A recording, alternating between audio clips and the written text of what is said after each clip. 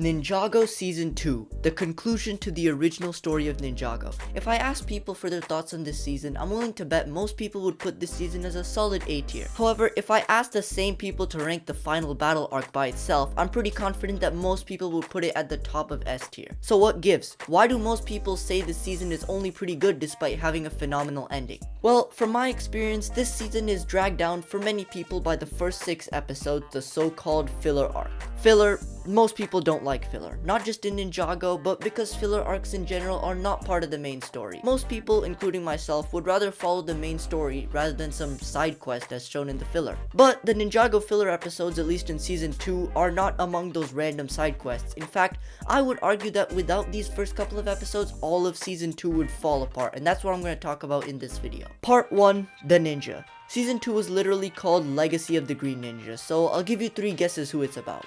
Okay, this season is obviously supposed to be about Lloyd, but what about the OG 4 ninja? In the final battle arc, the ninja do have some roles, but are somewhat overshadowed by Lloyd because he takes center stage, obviously. If the conclusion of this season was the culmination of Lloyd's character arc, what are we supposed to do about Kai, Cole, Jay, and Zane? That's where I think these episodes really shine. The OG ninja have gone on so many adventures from the pilots, and this is truly where we get to see what they've learned from those battles. The ninja training Lloyd is just such a wholesome arc because for the first time, really the ninjas seem wise. Their ultimate role in this whole battle is just going to be to support Lloyd, so we really get to see the ninja letting go of their ego and putting their whole energy into training Lloyd. In fact, that's what the whole first episode is about, the ninja realizing that their top priority is Lloyd. This plot point is also perfectly capped off in the final episode of the filler arc where the ninja go back in time and especially Kai see how much they've changed. The ninja's character development of becoming teachers was just so satisfying to see, and I love it when the ninja really get to show how much they've matured. It's also something we get to see in Dragon's Rising with people like Lloyd and Kai becoming mentors / senseis to the new ninja, and that's one of my favorite parts of this whole arc, but it's not my favorite. In fact, what I would argue is the biggest contribution of the filler arc is just up ahead, so stay tuned and make sure to like and subscribe.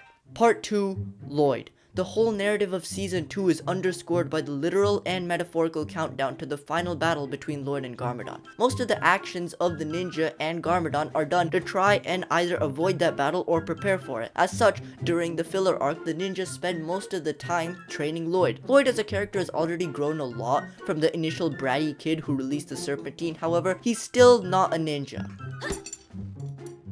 The closest he gets to being a ninja is season 1 episode 11 where he risks his life to save the ninja, but we also know that he's not a ninja because, well, he fails miserably and has to be saved by Garmadon and the Skulkin army. If we look forward a little bit to the final arc of season 2, we see Lloyd is emotionally mature, he's quick thinking, and he has learned to master all of his powers. So basically, we've got to see this bratty kid from season 1 turn into the savior of Ninjago, and that's where I think the true brilliance of these episodes come in. Not much happens in episode 1, at least in terms of Lloyd, because it's more of an OG ninja focused episode, and so is episode 2 kind of, but episode 2 I feel is pretty important because it's another time when Lloyd tries to be a ninja but fails. He tries to do spinjitzu and takes out a couple of pirates, but all in all doesn't do a whole lot. The first time I feel like Lloyd is truly a ninja is episode 3, where he goes back to his old school, Darkly's boarding school for bad boys. There he's confronted with his old demons because all of his old friends and students at Darkly's are basically reflections of himself before he joined the ninja team. Lloyd managing to convince the other kids to not be evil and at the same time learning to control his powers was just such a fantastic decision because it's the first time we get to see substantial growth for Lloyd as a ninja.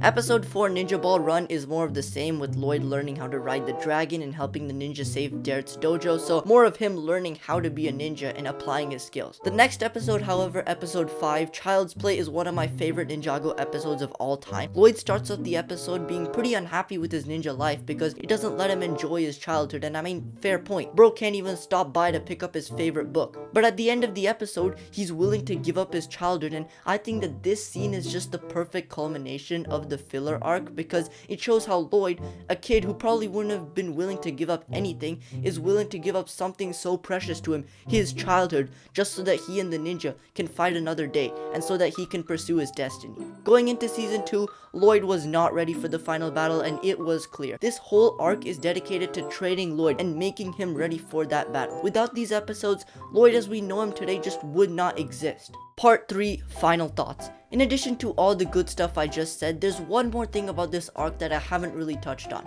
and that is that despite not moving the story forward too much in terms of like the plot, these episodes are really fun to watch. They just have the classic Ninjago charm, usually are well paced, and have an interesting and fun topic each time to explore. I think that when people disregard these episodes, it's usually because either they don't understand them or because they just want to skip to the epic final battle, which is understandable, but I hope that after this video, y'all will maybe have a slightly different perspective on these episodes. Not saying that all filler is good, there certainly has been bad filler in Ninjago, but the season 2 filler episodes are pretty good and serve as a fun intro into the actual final battle arc.